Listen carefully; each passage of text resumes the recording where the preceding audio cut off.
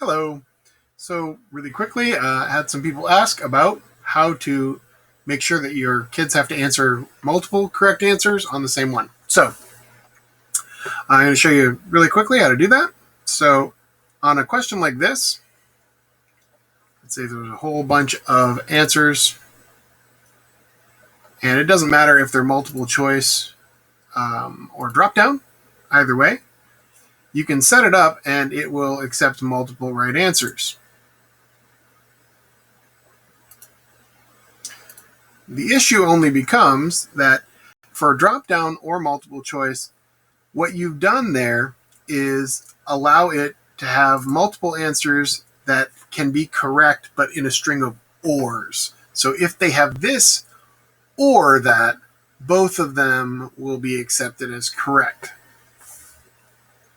For them to have to choose multiple answers and have all the pieces in order for it to be correct, you actually need to go with not the multiple choice or the drop down, but you need to go with checkbox. So if you select checkbox over here, you can have multiple right answers as well, but they'll only get it right if they have them all checked that they need to have checked. Now, with that being said, for something like this, if you want to make sure that they only get two choices, or that they have to have, let's say, three, down here you have the little vertical three dots. If you click on that, you have an option called response validation.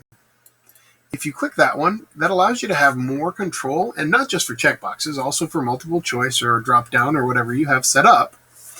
And you can say something like, they must have at least two boxes checked, or they must have, no more than 5, something like that. But you can also put select exactly. So if you had something where you had like 10 choices and they had to choose 3, and all of them needed to be right in order to get the points, then you would say select exactly 3. Now you can type in your own error text. If you do not, then the default text for this one would say you need to select 3.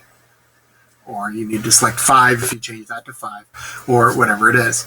Additionally, if you have something that's a free response question, one of the short answer ones, you can actually use response validation to make sure they put a numeral in. So if how many original colonies were there, and you want them to actually type 1-3 rather than write out the number 13 and have to worry about if it's capitalized or not capitalized, or if they put a period or anything else, you can lock it down to just numerals by using that answer verification button. So that's it. When you're done with that, you just kind of navigate away from that, and you are all set. So response validation, that's how it works. That's where it is. You can also use this little tab to do things like shuffle the option order.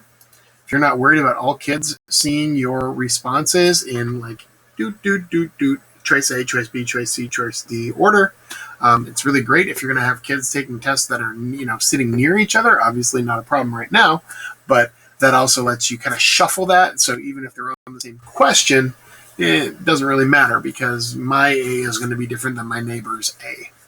All right? Hope that helped. Well, everybody have a lovely day. Bye-bye.